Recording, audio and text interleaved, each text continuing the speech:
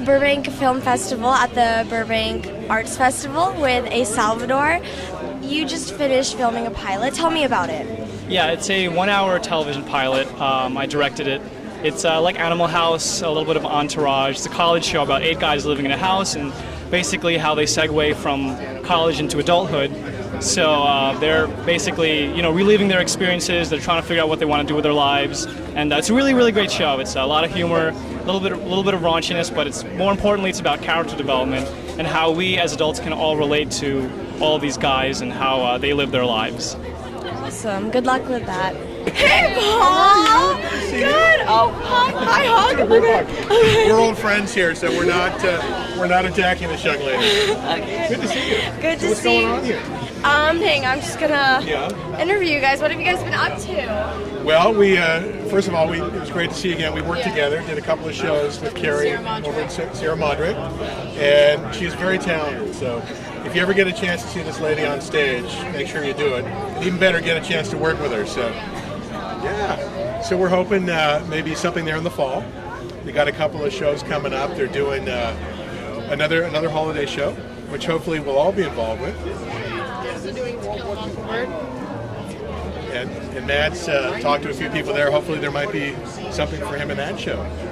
Awesome. Yeah. So, have you guys been working on anything recently?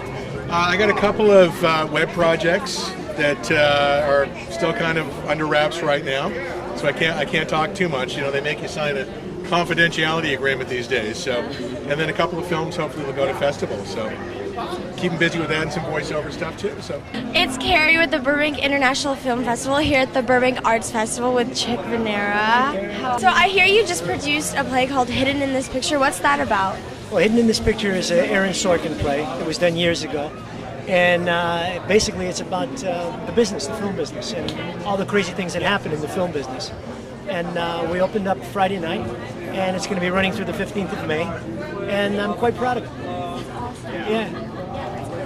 I hear you were in the original cast of Grease. Not the original. I started with the bus and truck tour, then went to the second national, then eventually did it on Broadway when it was the longest running show at that time. There's a lot of other shows that ran since then. But right now, God, I can't even remember what the show is that broke the record. But at that time, I did that show on Broadway. So cool. Yeah. And then when I came out here, I thought that I'd be able to go back and forth more, but I started working in film, and it's taken me all over the world, so it was a lot of fun. What have you done in film? Like, what have you been working on? I've done over 50 films. That's crazy. That's so amazing. Most people know me from either Yanks or Thank God It's Friday when I played the Leatherman, or the Milagro Beanfield War that Bob Redford directed. So there's a lot of stuff. You can look it up on IMDb. Hi, Sean. So what have you been working on lately? Well, most recently I've been involved in a project for Nickelodeon that has not been released yet, so that's as much as I can say. But before that, I've worked for CBS and ABC networks like that on shows such as CSI, The Young and the Restless, General Hospital, and I'm in 2 movies that are coming out this year. The first one being a sci-fi film called The Arcadian, starring Lance Henriksen and Bill Cobbs, which I'm amazed is coming out as fast as it has.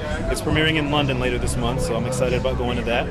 And the next film is called Getting Back to Zero. It features Wayne Newton, Alexis Arquette, and a bunch of other people, and that was a lot of fun. So what's your interest in the Burbank Film Festival? Well, last year I had the opportunity to direct my own film. It was my first short film that I was able to direct, and it was a lot of fun, so I'm on the festival circuit now. And the Burbank Film Festival, I mean, the name Burbank itself has a history of excellence. There's everything in television that is anything has been in Burbank or associated with it. So the Burbank Film Festival, to me, is an extension of that excellence, and to have that on my film's resume would boost my credibility, its credibility, and its visibility in all. Really cool. So is there anything that you're going to submit into your film? Yes, my film is named Doctor, Your 1230 is here, and it stars a man named Robert Robbins, someone else named Rory Stevens, and myself. I play a little small part in it, and it's a lot of fun. It's 10 minutes, so hopefully it'll be a nice quick bite of entertainment for everybody, and I'm praying that everybody gets to see it. Well, I can't wait to see it. All right, have a nice day. Thank you very much. It's Carrie with Luke Hyneman, and how are you today? I'm doing pretty well, thank you. Thank you for asking. What brought you to the Burbank International Film Festival? Well, actually, it was my wife who kind of wandered down here, saw the booth, and said, "You got to check it out." And so I said, "Absolutely," and I did. And that's what brought me down to the Burbank International Film Festival. I didn't know there was one. That's awesome. What brought you to LA? Well, what brought me to LA was the film industry. I broke into the business in 1974. I worked commercials, industrials, for mostly post houses. And eventually I got into feature films, and I worked on a number of feature films. I was an assistant editor for a bit on Raging Bull for Martin Scorsese, and then I also wound up working as a sound editor for Sam Raimi on, yes, that's Sam Raimi from Spider-Man, on his very first feature, The Evil Dead. I was a sound editor on that, and then I cut a second feature for him. I went on location for that. I did all kinds of post-production work for many years in New York, and then I came out here because, hey, it's Hollywood. It's a bigger job market. I won an Emmy for work on the TV show ER, and then I won an Emmy for work on an HBO film with Antonio Banderas called Pancho Villa. And I've won 4 or 5 of my Guild Awards as well. But yes, I have been on 2 Oscar-winning crews. One was Raging Bull in 1980. I was an assistant picture editor on that. And the other was the movie Braveheart with Mel Gibson. Okay, I'm here with Frank Beasley at the Burbank ARTS Festival. And what brought you down here? I live down the street, and I didn't realize that I should have just ran over here, but instead I got in a shuttle bus to heaven. It's a Vanna White, it's a Dodge Ram van. Drove over, found parking immediately, just had lunch, and now we're harassing you guys. And I think what brought me down here is y'all. We're trying to get some entertainment here. We're trying to make people get off their, or sit on their couches and laugh, or get off their couches and run. So what brought me down here? Look at this. It's like, culture is happening, like things are going down, like there's action, there's people here that are having fun, that need something to laugh at, and that's what I'm here for, is to get people to laugh. Alright, so how are you in the industry? Crazy busy.